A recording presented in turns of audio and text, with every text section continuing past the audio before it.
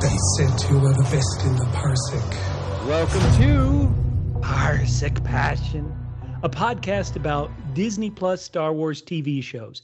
Now we're moving on to Andor. Cassian Andor. It's me, Luthen. My name's Bubba. My name's Bubba, and with me as always is someone who, pausing for data lag, ruins his health and reputation with friends of low character. It's Catfish. Catfish, we're back. Oh my God, Bubba, I'm so glad to be back with a person who has no credit, comms, or weapons, but is full of nonsense. 3 out of 4 isn't bad. You're not allowed into the bar. Oh man, here we go. We are reviewing Andor, the adult Star Wars show, which begins in a brothel. Hello, crossover with House of the Dragon. Let's do it. Bubba, since we're covering the first 3 episodes, I'm going to give this 1 rating, but I'm going to do 3 different doubles because the audience demands it. A double for each episode? This is crazy. A double for each episode. So for episode 1, I was going to go with double Ks. Double Ks? Yeah, Kravis Killers. That's what Cassian is. R.I.P. Kravis. But since the first episode needed a little pizzazz, I had to up it to quadruple Ts. Quadruple Ts? Yeah, that is when you decide your uniform isn't good enough, but also you are a suck-up who's trying to do better, so you are a terrifically tailored try-hard toady. Are you talking about Cassian? Oh, Karn. Oh, sorry. Officer Karn. Yes, of course. Okay, that's pretty good. For the second episode, I was going to go with double L. Wait, double L? Yeah, that's Linus Lickspittle. Oh, man. That's Linus, who knows really how to suck up. He does it the right way, unlike our try-hard toady. But episode 2 still needed a little zhuzhing, so I went up with a triple.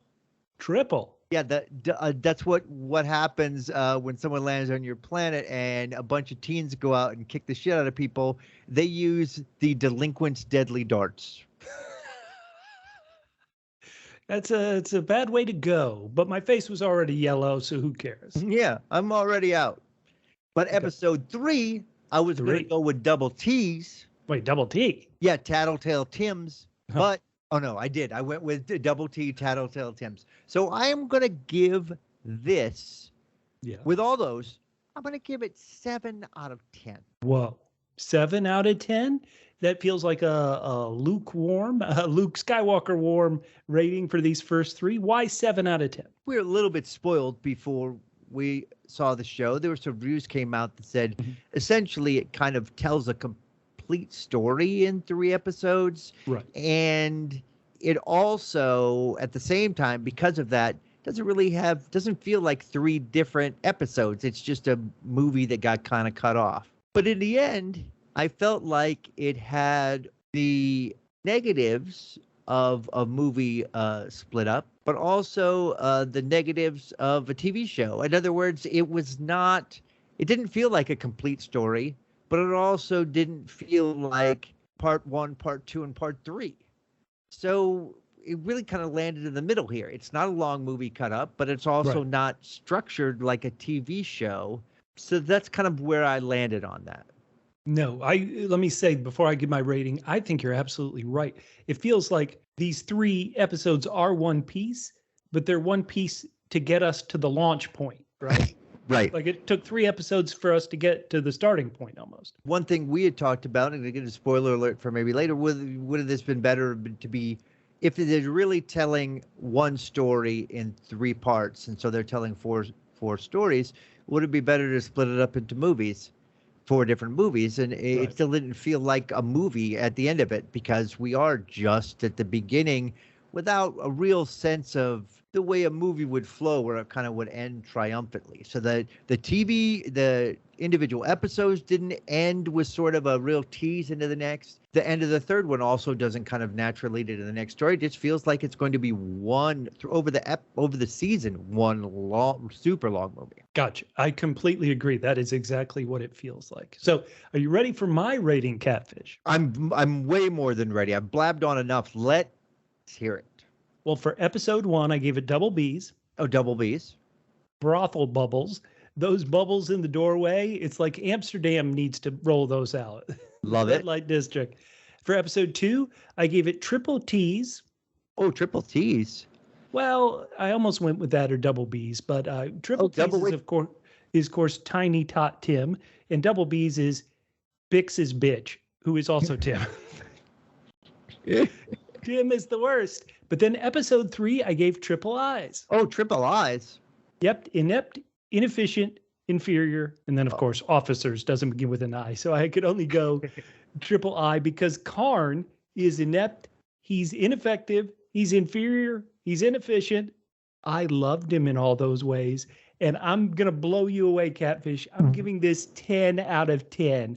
Why? I loved it from the start. These first couple of episodes, I even think a bit of the third episode, they're slow. It's all set up. It's all mood. But for whatever reason, and I joined it early this morning. I started watching these 3 episodes before I went to work. And I kind of woke up without enough sleep. I'm kind of in a bad mood. I kind of started it.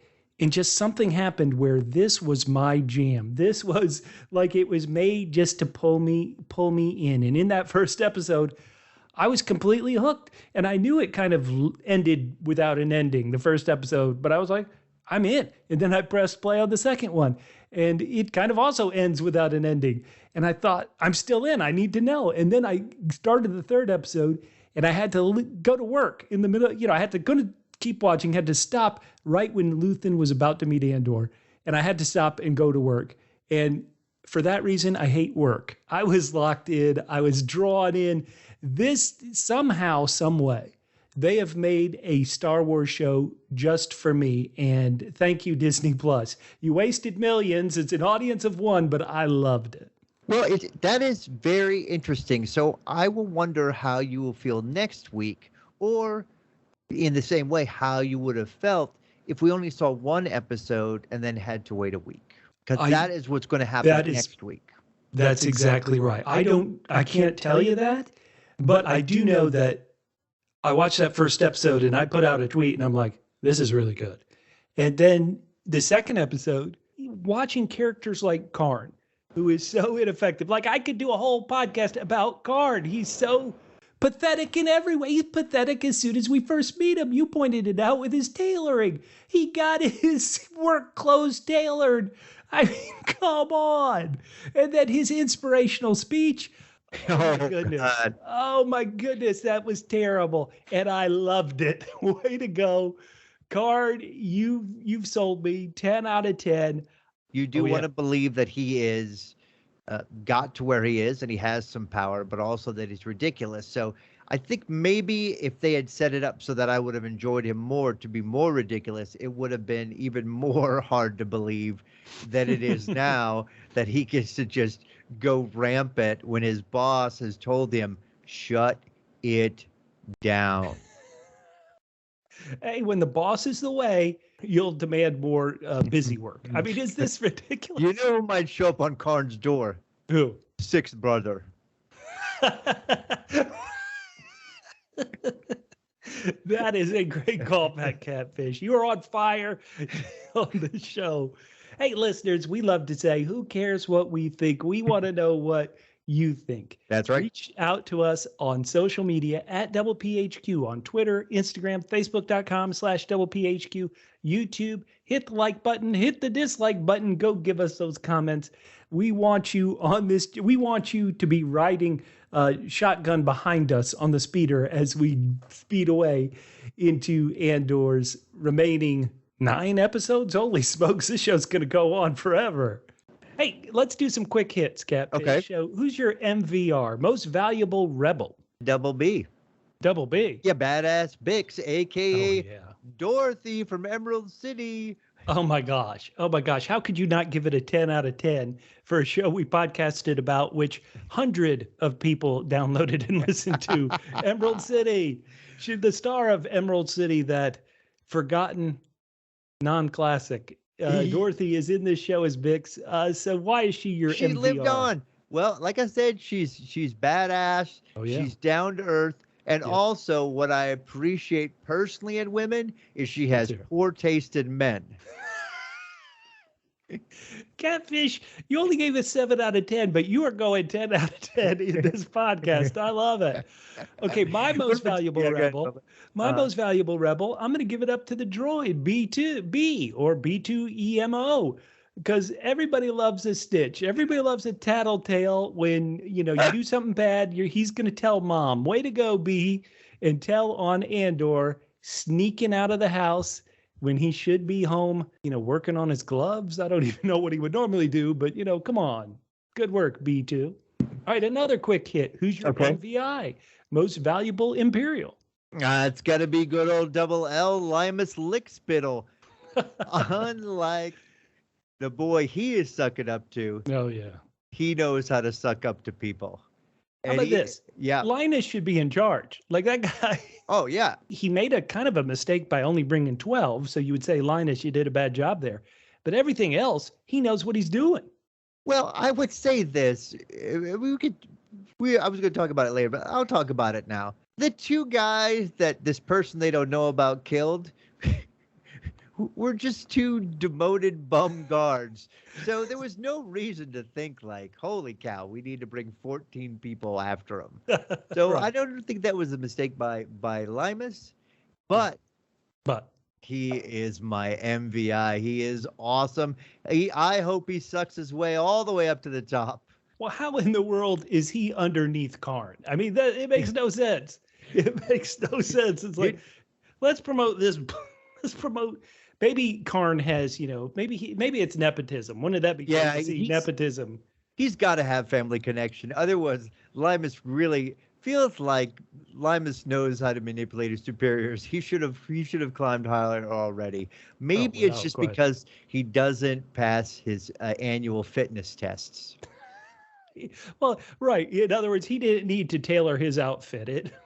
No. It was just give me the sack size. Hey, now, be kind to my boy, Linus. Hey, listen. I'm a character guy too. I'm not saying anything about him that I wouldn't say about myself. Give me Linus's sack size, maybe one more. Okay. Now, my MVI, most valuable Imperial, should be Karn, because I've already sung his praises so much. But I've decided to give it to his boss, a character named Chief Haynes.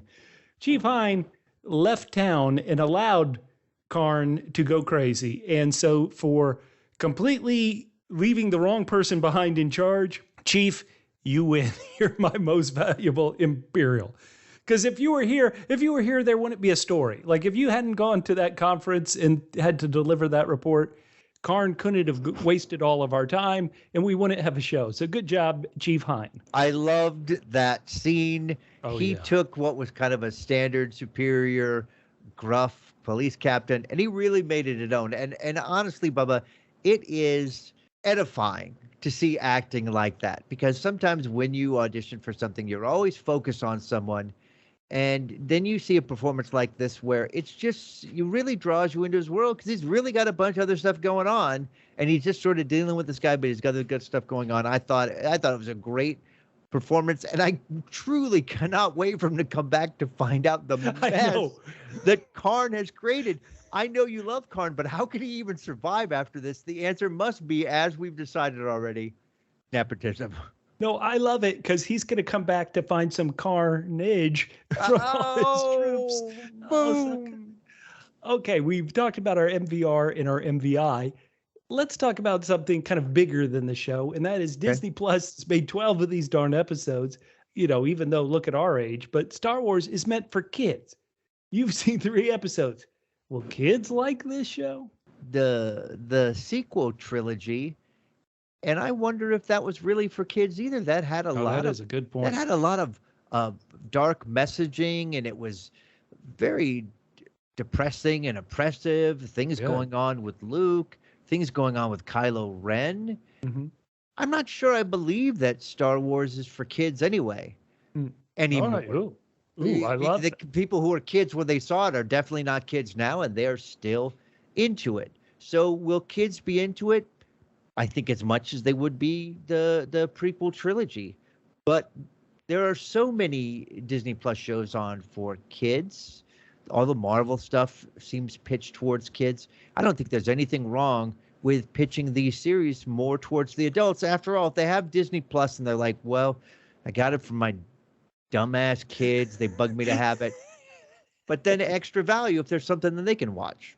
I'm going to say that I think some kids will. Some kids will like that this show begins with a guy getting shot in the face. And they'll be like, "Ooh, don't tell Bob we're watching the show where a guy pretty much gets shot in the face and as our inciting incident."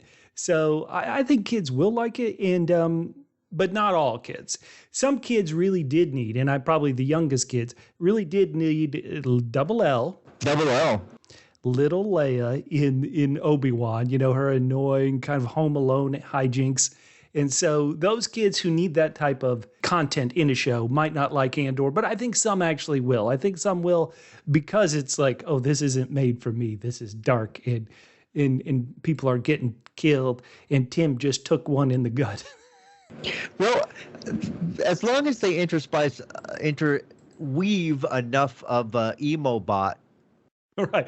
Yeah. I think the kids will be interested because the emo bot is fun. They know how to do fun bots. That's true. One thing they know how to do. Final rapid fire question right here at the beginning before we get into these episodes, Catfish. These episodes kind of, as we said, they don't even feel like episodes. They feel like, that's enough for this week. Let's just stop. So the Oddest episode ending, what do you got for these first 3 episodes? Episode 2, the ending of which I'll just call See Cassian Run. Yeah, well, right. It's like, I guess Luthen's ship flies overhead and there's Cassian. And this sounds ridiculous. I was totally into it. I was like, oh my God, I got to watch the next episode now. This is great. All right. However it ended, the first one, I was into the tone. I was into everything. But the first episode really didn't have an ending, in my opinion. Listeners, let us know. We want to know your MVR, Most Valuable Rebel. We desperately want to know your MVI, Most Valuable Imperial. Do you think kids will love it? We have a poll out on our YouTube community page. Go to youtube.com/C for channel /PPHQ. Go to our community tab, vote. What do you think? Is this for kids? Is it not for kids? We just put the poll out. We only have 21 votes, so we'll go over the poll next week. But yeah, tell us, is this for kids? And then finally, which episode ended the oddest for you? Because at times it's pretty odd. Now, hey, Catfish, before we really dive into the episodes, I think we should actually talk about Rogue One.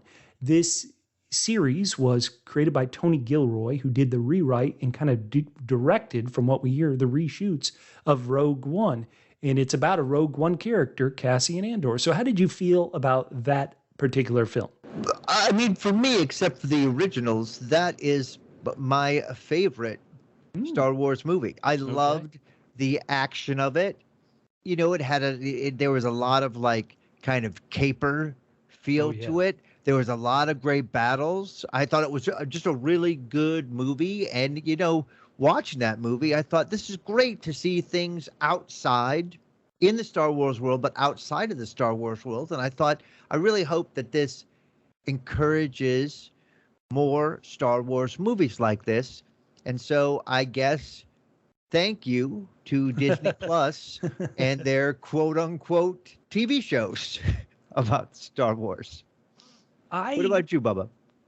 For Rogue One, I was of two minds. Number one, on the positive, I loved Alan Tudyk as that droid. As you said, this franchise, no matter what you think of it, they know how to do robots and droids. He was brilliant.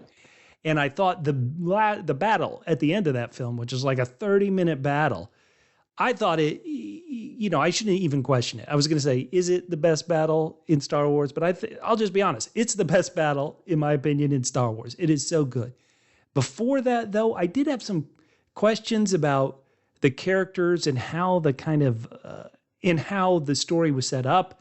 And so, we were really supposed to care so much about Jyn and her relationship with her father. And it clicked and yet didn't click. And so until that big battle, really, I was just like, give me more K2SO. But then when the big battle hit, I was like, let's roll. This is brilliant. But even before the big battle, there's sneaking into places. Oh, that's true. There was the fight with the Asian martial artist. I can't remember his name, but it's Ip Man, the guy who did Ip Man, Ip Man 2, Ip Man 3, Ip Man 4. He was great in it. He was. So, I mean, it was just fun. Okay, now we should point out that Rogue One was kind of only touched up in the writing room and in the directing room by Tony Gilroy. This show is all Tony Gilroy. He has directed 3 movies, The Bourne Legacy, Duplicity, and Michael Clayton. And he's written a bunch of movies like The Great Wall, The Bourne Legacy, Duplicity, Michael Clayton, The Bourne Ultimatum, The Bourne Supremacy, The Bourne Identity, Proof of Life, Armageddon. Oh, boy. The Devil's Advocate, Dolores Claiborne, he adapted for the screen. What are your thoughts on Tony Gilroy? Well, you know what? Here, I'll go first. I loved Michael Clayton. When it came out, and it's a movie it's not about spies or anything, it's about a lawyer, right? But Michael Clayton, I loved. It was twisty, it was ratcheting up tension, and I wanted it to win Best Picture that year. It didn't, but I just loved Michael Clayton. And this will sound, like I'm making it up, but I promise I'm not. Back then, I thought to myself, boy, if you could do a movie like this in the Star Wars world, it'd be great. And now it's incredible. We might be getting one. It's broken up and it's much longer than a film is because it takes, over 90 minutes to get to for the first act. But because of Michael Clayton, I'm almost of the point that Tony Gilroy can do no wrong. So maybe that's why I'm also just 10 out of 10 on a show that I admit it's not 10 out of 10. Even me, who is so wrapped up, if I take myself away from the excitement, I would go to 9 out of 10. But I was just so excited. The fact that I woke up in a bad mood and became really engaged, that's why I went to 10 out of 10. But anyway, what are your thoughts on Tony Gilroy? Well, I agree on Michael Clayton. Just a very tense, amazing movie. And, I just, as I said, how much I loved Rogue One, if we could get that, get that in this show, or we could get something like the Bourne movies in this show, that would be awesome. Now, Tony Gilroy is, there's, for the Bourne movies, obviously the writing is good, but I think that's more affected by the acting as far as way, the tension is built and the way it's shot. So it's very kinetic, those Bourne movies, the way they cut and edit and in the fights, there are always so many great fights in that. So listeners, do you have an opinion on Rogue One? Do you have thoughts on Tony Gilroy? Once again, we're going to ask this throughout the podcast. Hit us up at PPHQ. So Catfish, let's get into episode 1, which is described as Cassian's reckless search for answers about his past, really about his sister, makes him a wanted man. So we open up on Moranla One. It's a pre-ox in the Moranla corporate zone, and we're 5 years before the Battle of Yavin, aka before the first Star Wars movie, A New Hope. And we are going into what I can only call the hottest bar in all Moranla. It's got girls with flat top hair, and it's got creepy, off-duty security guards. What did you think of this opening scene, and all the way up to the point where Cassian blasts a dude in the face? What did you think?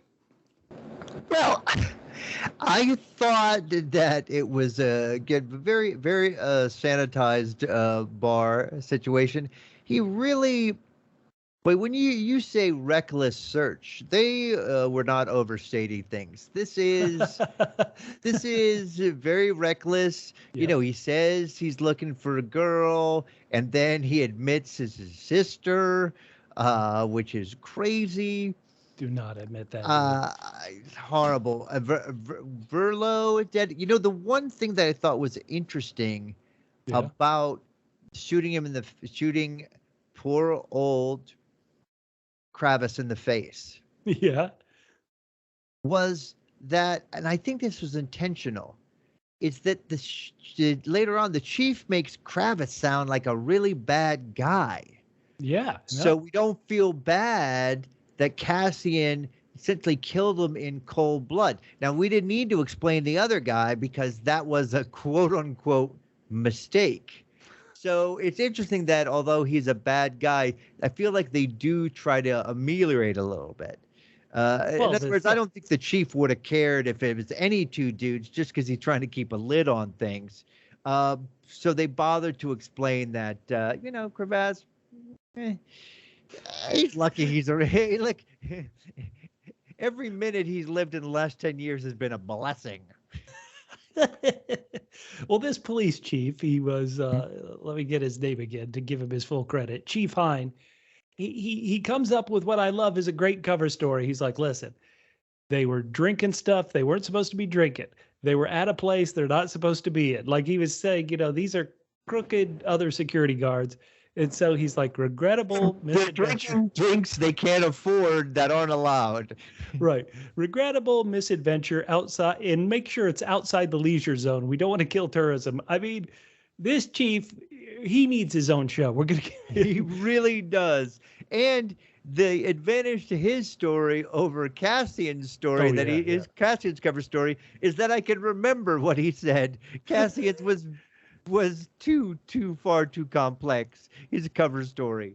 I want to say this chief is played by an actor who was on the original Game of Thrones. He played a character known as Bronze Jan Royce. And the week that this episode's of Andor premieres, his character's ancestor on Game of Thrones, Lady Rhea Royce, got killed. So it was a rough week for the Royce family. A lot. And what's funny is in the other show, that murder may also be covered up a bit. That one got covered up. Poor another misadventure. Right. Poor Chief Hines' murder on this show, non-covered up. And he wants to keep his crime numbers low. Did that not make you think of The Wire? Okay, these guys were murdered in cold blood, but regrettable misadventure. I don't want this on the books. Oh my God, it's so good. And he just really in the least sort of aggressive way possible, really just calls out Karn for everything. Oh my God. And he, like I said, Chief had to go do this report. And so Deputy Inspector Karn, he's just the worst. He's like, check those flight logs. And they're like, why are we doing this? He's yelling at people. He's having them check the Ferric census. I mean, do you think those Lord of the Rings kids had a census? What are you doing, Karn? I mean, this is just typical Toady behavior. You crap down to make yourself feel bigger. Okay. We also, we do see Cassian as a kid, or as he's known, Kassa, and he's living in a Lord of the Flies village with kids in charge. And a spaceship is shot down, and they're like, yay, ooh, cool, let's go check it out.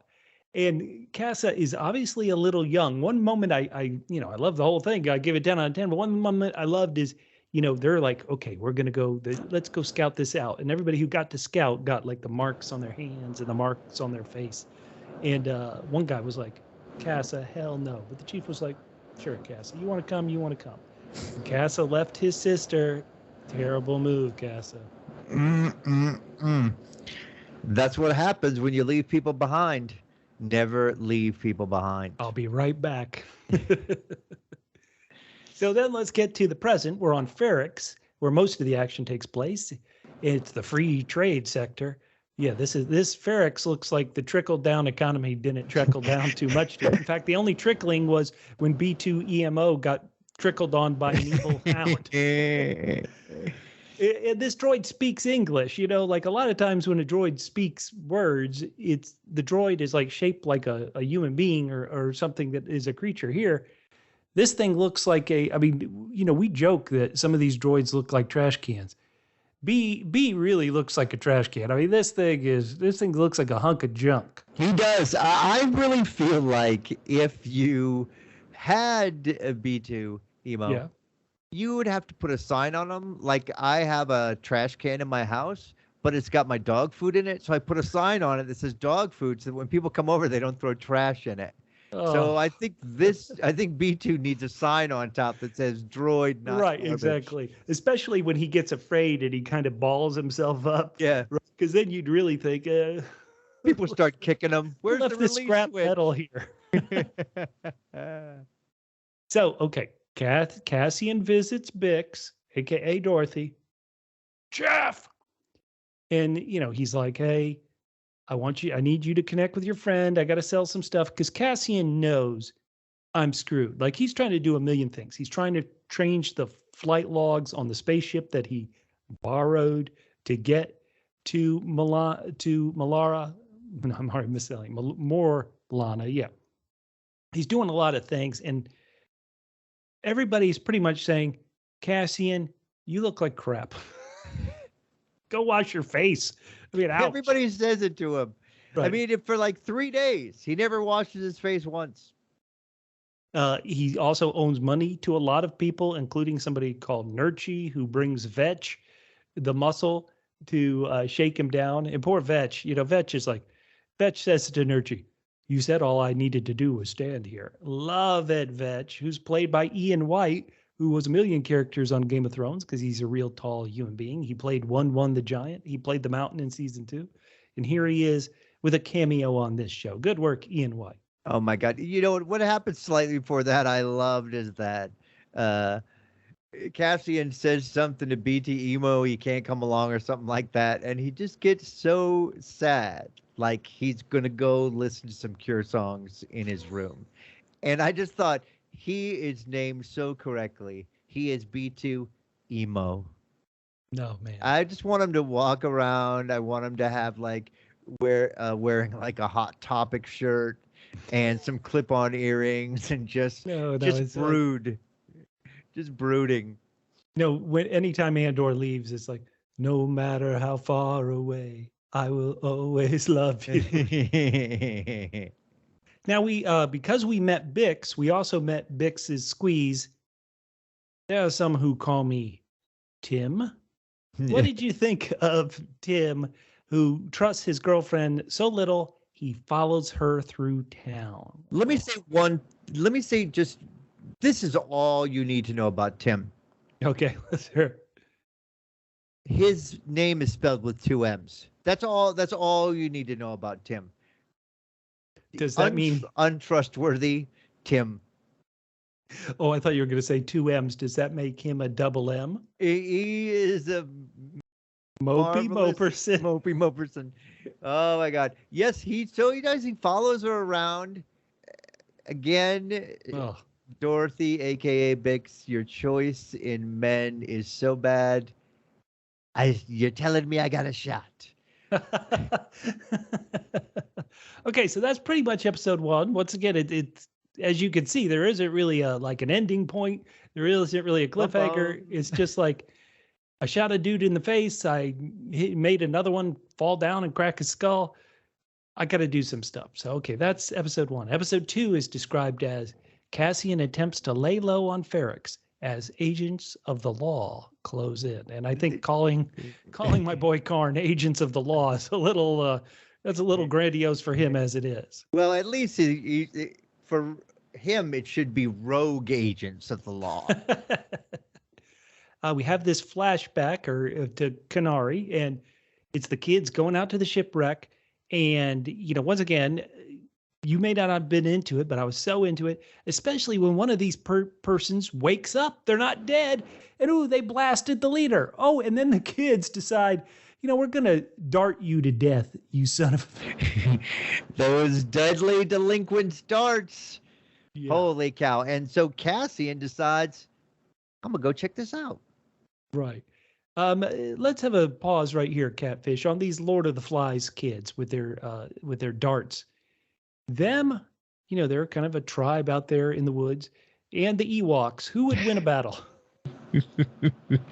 Well, I think the darts are great, but it's like trying to pitch to someone who's small. They don't have a very big strike zone. So you're going to have to, plus they blend in. So I think the Ewoks got a better shot. And I would love to see those kids go splat like the Tauntauns did. Oh man, that would be good to see a battle of these warring tribes in the trees. Mhm. Okay, on Ferrex, You have a dart. I've got 2 big trees that will Right. squish you. On Ferrex, we have a dude come out. Hey guys, it's quitting time, and he's ringing the anvil. It's quitting time, fools. Hang your gloves up. It's got a beat. I could dance to it, so it's quitting time. Tim wants to hang out with Bix, but she's saying, Dee. not tonight, honey. Maybe tomorrow. And he's a stage 5 clinger. Oh my God. He must be hung because what the heck? I don't know what she sees in him. Mistake. Bubba, to put it in terms that only Vincent D'Onofrio can understand. Yeah, oh no. She is wheat and he is chaff. That is so true. And how about this? He reads her emails. He's like, she's gone. What's she doing? I'll read her emails to see what's up. And later on, Tim turns in Cassian. What a son of a Tim. Holy cow. He's the true Tim with 2 M's. So we see a bit of Cassian's home life, or what we assume is his home life. We see his bedroom. He's living there with Marva, and he's got his hovel. I can't tell if he actually has a job. Like I said, it seems like he's living on. He gets stolen parts for Bix, and maybe Bix sells them or finds somebody who wants them. He's living off Marva. He's like, let me be clear. There's a fine line between saving and kidnapping, and you landed on the wrong side of it, so you owe me. And so, not to mention the fact that how old is this guy? He's only now searching for his sister. Well, I mean, this will sound terrible. You hear somebody, yeah, I was making out with a Canary girl at the brothel. Is that your tip? And you suddenly go, That could be like, does that make you think that could be my sister? You're like, hey, wait, I remember I had a sister. Hey, now, come on. And Luthen, I guess our rebel leader or proto-rebel leader, we'll assume, he's coming to town. And, to talk about how there's at times no action on this show, not action, but instead a bus trip, a trip on the bus. Well, here's what I love. First of all, yeah, I'm always complaining, like, it's not just Star Wars, but in other shows, but it feels like it does happen. It happens a lot in The Mandalorian where you're like, why did you park so far away and you had to walk? Well, at least we got an excuse this time. They were listening to the podcast and like, we have to make an excuse for Bubba and Catfish, but mostly Catfish because he's a little bee. And so we'll say, this is where I needed to park.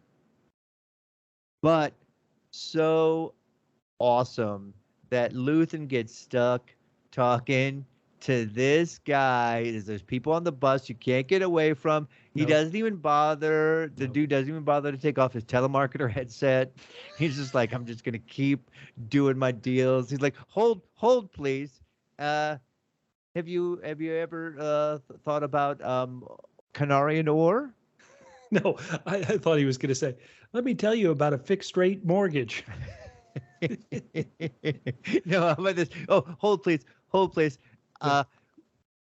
Let me tell you about an extended warranty for your car. How about this? He could have been working at a fast food place. He's like, oh, sorry. Did you say hold the pickles? Okay. It does. That is actually most like that drive-in. Amazing. Okay, so that's crispy fries. Great. Yeah. Now let's get to Moranla One, where because of Tim's tip, and that's the only time I want to think about Tim's tip, suddenly our boy Karn has a clue. And he's like, ooh, fun. I mean, I was like, how long is this trip? I mean, the resources that are being wasted here. Oh, yes. Yes. It just goes to show Karn's, and we get to see a little bit later, Karn's ideals of justice are like a 6-year-old's. He's like, we have to pull out all stops because the Empire is great. Well, the woman from the brothel comes in, confirms it's Cassian. Oh, boy. And then we meet your guy, Sergeant Linus Smosk, the Limus Lickspittle, And give this to Karn. He knows he needs help, and I think he gets the right guy as best he could, right? He chooses the right guy. Well, what I love about it is, although Linus is supporting him, he's also kind of supporting him by saying, you know what would be great here? I think a mutiny and you being our autocratic ruler with me right behind you. I mean, he doesn't take long to suggest that not everyone has what it takes to be in charge. Well, how about this? Do you need a good halftime speech to go out there and inspire the troops? Because you've got a speech from your boy Linus Mosk, and you've got Karn's speech. They were so contrasting. It was wonderful. I mean, this is great. I love Karn. Is a villain who is incompetent shouldn't be so enjoyable to me, but I love him. He's great. I mean, the best afterwards, my boy Double L. After Karn totally bombs. Yep. It looks like he's going to cry because, again, he's a 6-year-old who's like sees the flag waving. And he says, well said, sir. Inspiring.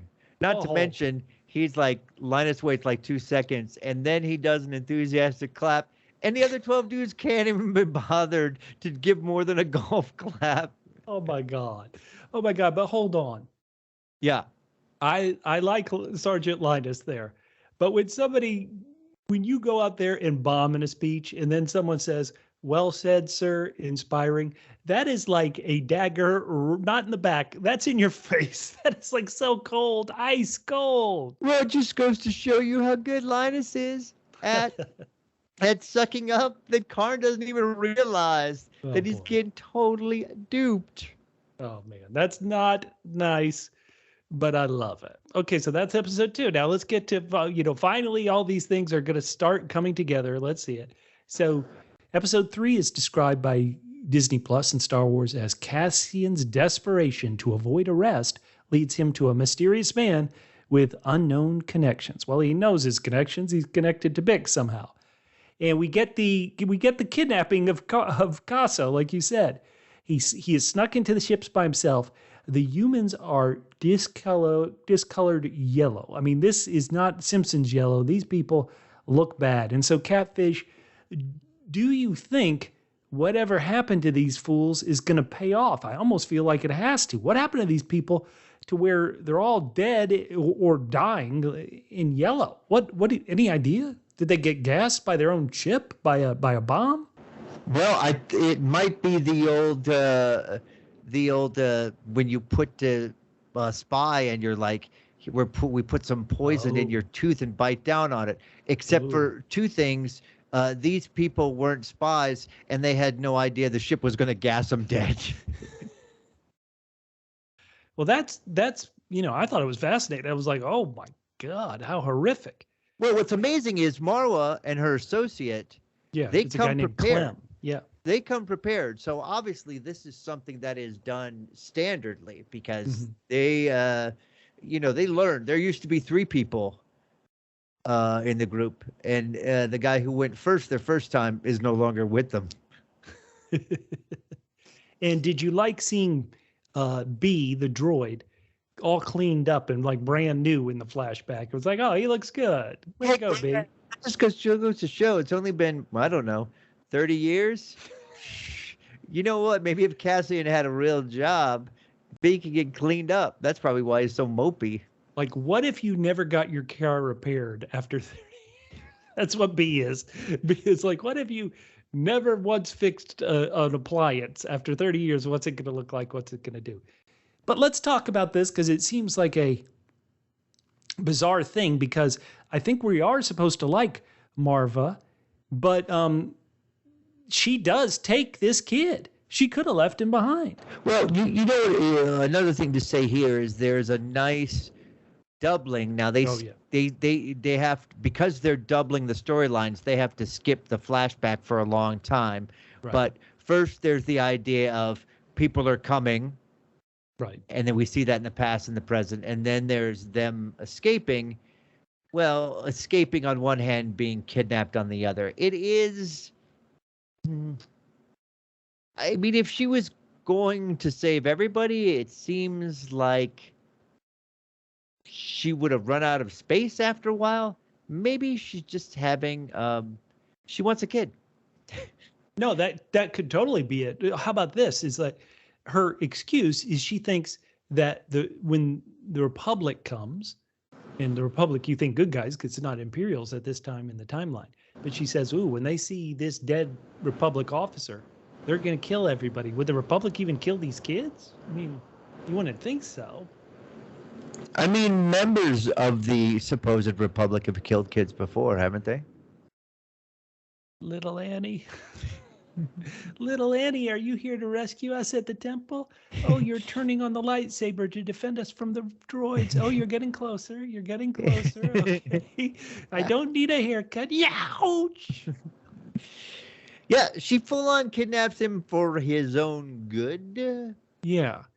And she couldn't go back and get his sister or help any of those other kids, you know. Well, I guess if they couldn't communicate, if he couldn't say, you know, hey, I got a tribe of kids over here who the Republic might injure. But she knew there were other kids there, so she's just like, I'll just save one, because I'm sure he'll grow up great and won't become a troublemaker. Right, he won't be a lech leaving up in a bedroom that he won't clean up. All right, so let's get to the present. Cassian meets up with his buddy Brazos, and he tells him, listen, I'm going to get you this money, but then I'm taking off. Watch over Marva if you can. And give the show this, you know, I loved every minute of it, but if you didn't, the show really did set up that, hey, this is a community. This guy Brazos, he is, you know, these are good guys. They're all going to clang and bang on pots and pans when the corporate muscle comes to town. So, you know, it set up a lot of characters. Luthen and Bix are talking about the bulletin, like, hey, we know about Cassian. The security detail comes on these drop ships, and I loved the shot of these drop ships rocking and as they came down. I just thought it was great. Hey, don't come a knocking when the drop ships are rocking. And then the bad guys in Karn show up at Marva's house. I like how you separated Karn from the bad guys. No, sorry, the bad guys. I can't even say led by Karn because they're really led by Linus. The bad guys, you know, it's more like what was it? Full cult jam, full force with cult jam and Lisa, you know, like this person and Linus and Karn. So they show up at Marv's house and they really behave like terrible cops. Like there's shots of them just knocking stuff off a table. Like you could see everything's on the table. You're like, I can see everything on this table, but let me just knock it off in case somehow there's something I can't see on the table. I mean, this is ridiculous. You know who's more inept than these officers? Ooh, let's hear it. It's Cassian, who totally gives up where he is by broadcasting when the bad guys are there. Cassian is double D.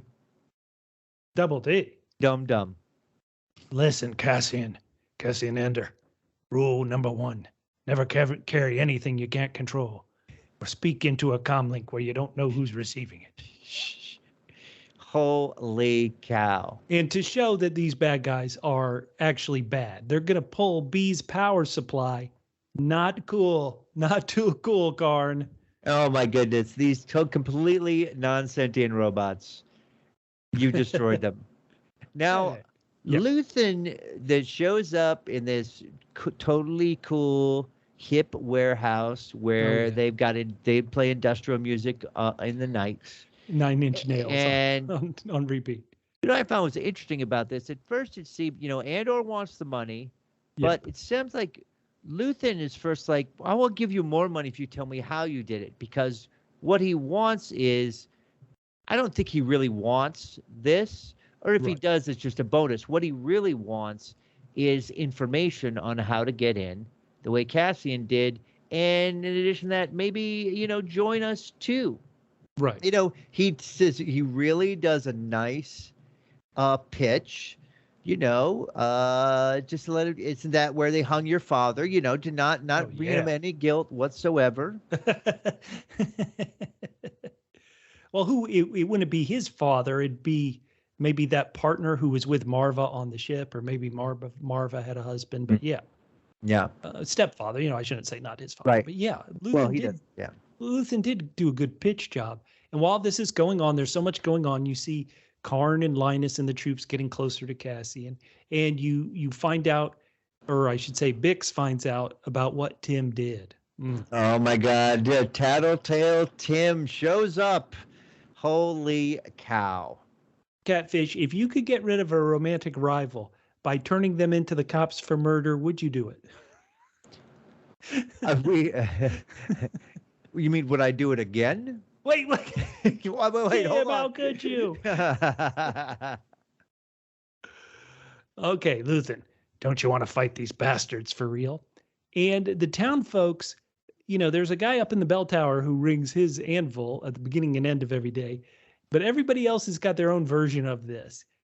This is awesome. I really liked it. I like the whole the town force is like, hey, there's trouble coming.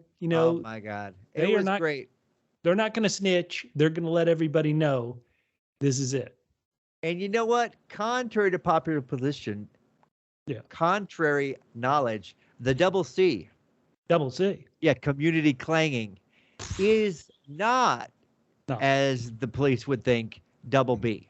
Double B. Bluff and bluster. It is for real. Listen to me.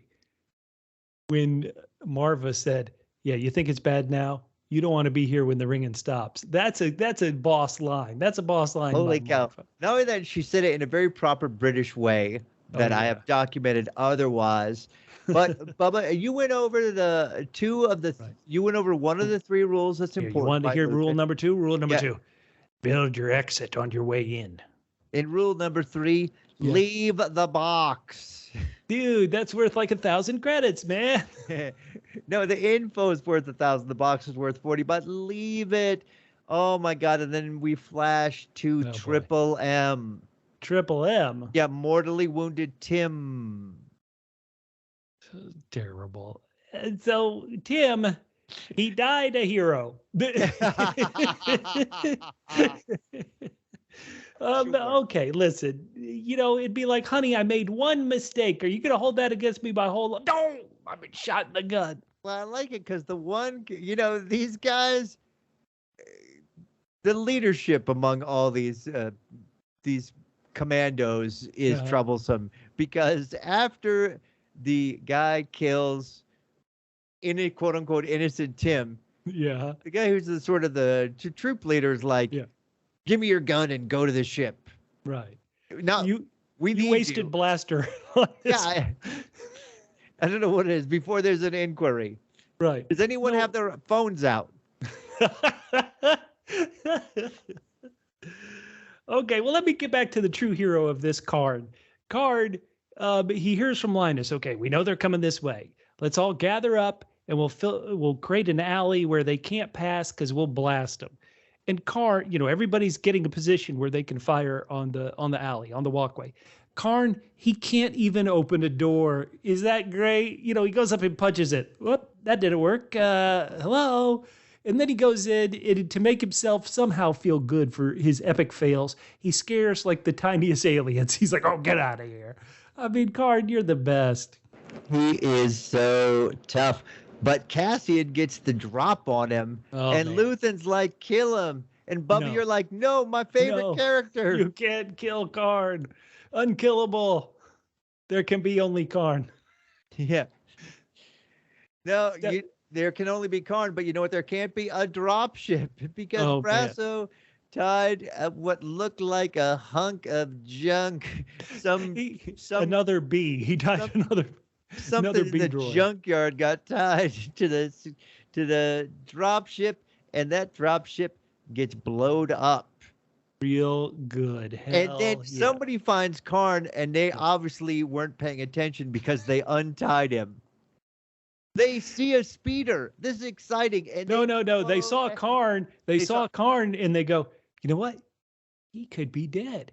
I could get that nicely tailored suit. Let me. But it's been tailored just for him. Oh, you can't fit in it. So they see the it's not really a speeder. It's all covered up. Right. So what is that? It's like a little ship, a little Yeah. Like a little 2-person ship. So they blow the heck out of it, and then my boy Quadruple T and Double L share a smile. They're like, yeah, we killed it. But it's a decoy. Oh my goodness gracious. Oh my goodness gracious. And let's just stay with Karn through the end of the episode. You know, Linus is like, North team come in, North team come in. And Linus, Linus is doing great, but Karn is like, he's frozen. Is it shock or fear, or is it what I thought? Frozen in incompetence. He looks like he's ready to cry again. So Double L, Linus Lickspittle, turns into a different Double L. A different Double L. Loud Linus, get your shit together, Kern. Yeah. I spent all this time lickspittling up to you. Don't drag me down. I was just following Kern's orders. That's what Linus is going to say. Fail up the corporate ladder. Oh my God. And then we see poor Bix. Yeah. She wants to go to terrible Tattletale Tim, but she gets dragged away. Yeah. I don't know why she still wants him, but again, I appreciate her horrible taste in men till the end. Till the end. And Andor, there's that nice cross-cutting you talk about. As in his youth, he's being taken off Kenari, excuse me. He's being taken off Kenari by Marva. And here we see Luthen is taking him off Ferric. And like I said, that feels like, okay, we're at the beginning point of the show. And so I still loved it. Catfish, you had some trouble with it. And let me say, I completely understand the trouble with it. Listeners, please tell us what you think. Please tell us if you're a Karn crazy like me, if you're a Linus lover like Catfish, reach out to us and let us know. Hey, Catfish, before we get to some of our games, let's listen to our good buddy, Double M. Double M. Matt Murdock, who's at Musical Concepts on Twitter, talk about the score of Andor. Great to be back in the Star Wars universe and to hear really what I consider to be a brand new approach to scoring anything Star Wars, because as I listened to the first 3 episodes of this series, the score by Nicholas Bottrell, I heard nothing that even remotely reminded me of Star Wars or any of the music that has come before. And that's not a bad thing. That's something that, if done well, as it was, I think, with these 3 episodes, can help expand the musical universe of Star Wars just as much as we are expanding on the stories that either occur within the Skywalker saga or outside of it. I have to admit that I don't watch Succession, so I can't comment on anything that Nicholas Bottrell has done there. However, I was a big fan of Winning Time, the HBO series about the LA Lakers, and found Bottrell's approach to be not unlike it is here, and that is subtle, and yet sometimes you can find great power within that subtlety. So far, I'm quite pleased with what I've heard, but today, and I know that we're talking about 3 episodes for the next week, but I'm only submitting one thing for us to think about, something that I found occurred in each of the 3 episodes.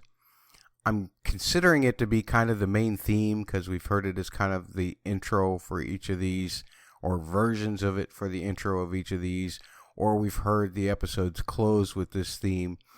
Again, it's very simple and very subtle, but there is something harmonically about it that I want to point out after I play it for you here on the piano.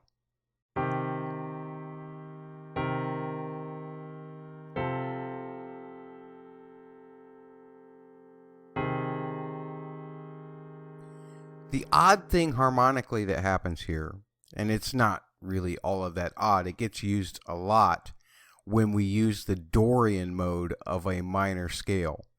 I know, that's a lot of jargon, so I won't talk too much about this, but first of all, just keep in mind that major sounds tend to make us feel lighter more hopeful. Minor sounds tend to make us feel more serious. But when a certain mode of a minor scale is used, you get a mixture of major and minor. So you can have the seriousness and you can have a little bit of hope at the same time. Now, Betrell in this particular theme uses actually a pure minor and the Dorian minor. And he only splashes the Dorian minor in with the likes of the second chord out of those chords that I was just playing. Then he re-emphasizes the pure minor with the third chord. And the difference is really just one note. It's whether the sixth is naturalized or whether the sixth is flatted. And again, sorry for those numbers, but you can definitely hear a difference in the tone, and yet there's really only the shift of that one note that I was talking about that changes it from being that hopeful of the second chord back to the darker feeling of the third chord. There is a second part of this theme that we heard the little motif that you'll hear on the piano when I play it next being used with Cassian and Bix when we first meet her. And just for reference, a motif is just a little melodic figure, and it'll be on top of me playing this on the piano.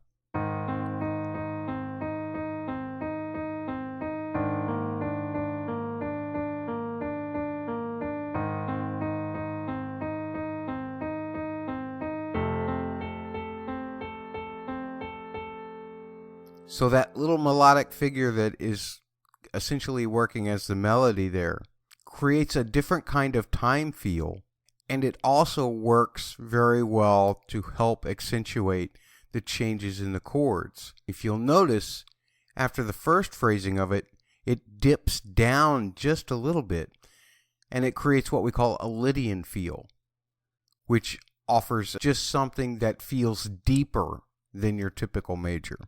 And finally, over that last chord, the space between the notes in that little motive get much bigger than they were in the other two instances. And melodic shape can be important because it can tell you, in some instances, how volatile a situation is. And in other instances, it can help expand and even make you feel more full. And I think that was the purpose here. At any rate, I really enjoyed this. I can't wait to talk to you about episode 4 when it comes out next week. We'll see where we're at with Nicholas Betrell's score for this show. Back to Bubba and Catfish. Awesome job, Matt, as always. And I appreciate, Bubba. Yeah. Double M mixed a song of me singing something that actually makes me sound like, it must have auto-tuned it, that I can sing. Everyone I think that was a Karn-esque singing. And I loved it because I love Karn. I love it. I love now, Bubba. Yeah. This is the Parsec Passion Podcast. Oh, yes. So we cannot finish without doing some of our famous Parsec Passion games. Amen. It is time for the Mandolicisious line of the episode. We've already got 2 categories. We always let's have hear the it. funny Mandalicious line, and then we have the badass Mandalicious line. So, Bubba, I'm going to pitch you some funny lines, and you pick one or go off the board. Let's hear it. All right. Hey, Scrano, slow down. That's what they say. The 2 guards say to Cassian. No, they deserve to die for that line. and then Emo Bot says, Marvo said you were out ruining your health and reputation with friends of low character. Yes, that is what Catfish calls YOLOing. Oh, it's terrible. Right. Catfish, you're really odd. You should only podcast on shows you give 7 out of 10. This is all right. Those are both. I like that second one a bit more. Okay, let's hear it. Okay, now the next to last one I have is again the chief, who says we're going to call them 2 dedicated employees caught in the sad orbit of a rare calamity. Something sad but inspiring in a mundane sort of way. Okay. Chief is so good. All right, Bubba. I'm gonna need you to. This one is kind of went off the board here because I wanted to participate in this episode. Oh, let's hear it. So you read the first 3 lines, and then I will say what Catfish would have said. Okay. My boy Karn, he says, we have to put the word out. Minion on Ferrex, Karn. Where else would we put it? And then I raise my hand and I say, I have an idea where you can put it, sir. That is terrible. Terrible. I will not support that. I'm going with option number 3, Chief Hine, who is officially the star of episode 1. So good. Chief Hine, you can give the eulogy at my funeral, Chief Hine. You do a great job. I love it. You can even be shuffling papers while you do it. I don't care if you're paying attention. So good. So good. All right, Bubba, I've got 4 options as well for the badass line. From episode 1, your boy Quadruple T, who's giving his inspirational, let's go. I agree it was weak, but it was so bad. I had to do it. It became badass. Is that the point? That's right. It was. Okay. It went all the way 180 degrees. In episode 2, my boy Linus Lickspittle says, the best way to keep the blade sharp is to use it. Now that's pretty good. That's episode 3, Luthen. Isn't that where they hung your father? Oh, that is also stone cold. And then episode 3, Marv. It's when the clanging, stops. That's when you really want to start to fret. Oh my goodness. Oh my goodness. Okay, so these are some tough choices, Catfish. I want to hear your choice first because I'm kind of torn. These are actually really, really good. Well, I am going to go with my boy Double L. Oh, the best way to keep the blade sharp is to use it. It's like, hey, you know what? I mean, we might as well kill somebody. We just need some practice. Well, because this is the badass line, isn't that where they hung your father? To me, that's a stone cold line. So I am going to choose between, your Linus's line and Marv's line. And I just feel like I have to vote for Marv because it was also badass. It's when it stops.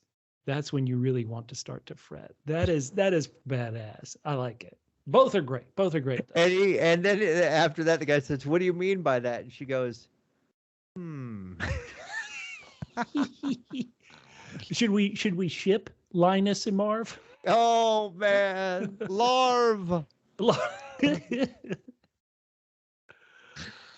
Okay, so Catfish, one thing we do on our Parsec Passion podcast, which are started up based around the Mandalorian, is we do like the Mandalorians used to battle over the puck, the bounty puck. We have a bounty hunter guild battle, and it's something everybody's debating. Would this show, which is really going to be kind of 4 storylines, an arc of 3, an arc of 3, and an arc of 3, or at least that's how it was pitched. It almost feels like it's going to be Act 1, Act 2, maybe they're 2 Act 2s, and then the final 3 episodes will be Act 3 of kind of a story format. But do you think this would have been better off, at least these first 3 episodes, as one big thing, or do you like it as 3 unique things? Let's hear it. What's your argument? Well, I'm gonna go off the board because I would have thought either I'm gonna pick the show or the 4 movies. I think this should have just been released all at once. All 12. Let us just go through it and I could see it. I could see that. Binge. Just binge. Just keep going. That. If there's really going to be no delineation, right? Let's have at it. So that's the answer that I didn't expect to go off the board. What about you? Well, to be honest, Catfish, that sounds so smart. I want to side with you, but because it's supposed to be a battle over the puck, I will go the other way. And that is that you have to, on a character like Andor. Here, I've given this 10 out of 10, but what do we know about Andor? He's certainly not as popular as Obi-Wan Kenobi. He's certainly not as popular as Boba Fett. And he's certainly not as popular as Baby Yoda / Grogu has become. So you would think, it's almost impossible to tell with streaming services ratings, but you would think that of all those shows, The Mandalorian, Book of Boba Fett, and Obi-Wan Kenobi, you would assume that this is the one which is going to kind of have the lowest ratings or the lowest amount of viewers, just because Andor didn't get the ability to build up his character. He gets got at the end of Rogue One, and Rogue One is really about Jyn Erso, not Cassian. So because of that, I'm not sure you needed to divide it into 12 episodes, even though I was listening to an interview with Tony Gilroy, and that 12 came from him. This kind of story structure and everything came from Tony Gilroy. So he's kind of to blame for all the good and the bad, you would say, about this format. But because I'm going big picture outside the show, because Andor, you do need to kind of build an audience for it, unlike Obi-Wan Kenobi, where you think there's an audience already for it. I think you do have to have some sort of weekly / you do have to have kind of a multiple day rollout so that you can build some sort of buzz about this show, because he is just, I think he's a great actor. I think there's a lot to like here, but I would say of the four, now this is the fourth Disney Plus show, this is the one that doesn't have pre-built buzz built into it by past nostalgia. How about that? And see, I think it's smart what you say, but I think that still only feeds into what I was saying, which is, look, since I don't know how much you're going to build, and this is not a well-known character, release the whole thing so people could just plunge right in and go through the whole thing. Now, again, that, then you end up with, oh, geez, it's been 2 months since there's something new on Disney Plus. Right. So, but I think for a character that's not well known, just plug it away. But all right, who cares what we think? What do you think? Tweet at us at double PHQ. Tell us, is Bubba right? Is Catfish right? Are we both wrong? And you have a completely different idea, and you tell us why we're both wrong. We won't read that on the air, but no. Oh, we will read everything on the air. We do read everything on the air. Bubba? Yeah. Because this is a new show and we need time to build. We also need, like I said, we need to zhuzh the podcast up a little bit. So we're going to play a new game just for this show. Yeah. All right. It's called Andor. What's that secret you're keeping? So. Okay, sure. What secret do you want to be revealed in the next episode, or what do you need explained to you about this episode, or for this one, the first 3 episodes, that you still don't think you understand? Bubba, what's your answer? Maybe because we were just talking about this a couple minutes ago. I guess I am going to go to the ship that crashed on Cassian's homeworld, Kenari, and the fact that these people were like yellow, like they had been chemically poisoned. That's not a Star Wars trope. Chemical poison, really, kind of any way. I guess actually, hold on. The very beginning of the Phantom Menace begins with Obi-Wan and Qui-Gon Jinn about to be gassed by the Trade Federation. But anyway, something like this isn't something I naturally assume was Star Wars. So I want to find out how these human beings became Simpsons characters. How about you, Catfish? What do you got? The secret that Andor is keeping from me right now is, how did Karn get to where he is? There has to be an explanation. I also assume, maybe I'm wrong, maybe I'm just assuming because he's such a great character. Sometimes we see something and we see an actor who's very well known, and we're like, whoa, no, the character's not going to die because they're a well-known actor. I assume because Karn is so great that we're not going to lose him right away. So somehow he's going to be able to survive this. How did he get to where he is, and how is he going to survive this? That is the secret that Andor is keeping from me right now. Let me tell you, I hope it's not nepotism. I hope it's something even more banal, something real stupid reason. Like, how about this? Well, we got this sized uniform, I think it'll fit on him. Let's see. Yeah, it fits on him. Sure, he can keep it. Oh my God, he actually tailored it to himself. All right, keep it. You got the job. Fine.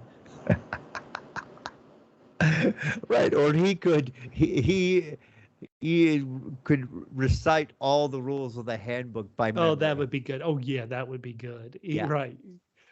How about this? He has a podcast where he lists each episode is about, and the number 12 awesome rule in the handbook is this, and the number 11 rule is this. And they're Today like, look at those downloads. Today we'll be discussing polishing buttons and epaulets. Hey, we are on this journey for, believe it or not, 9 more weeks. Wow. I think. Is that right? If I don't That is right, Bubba. Okay.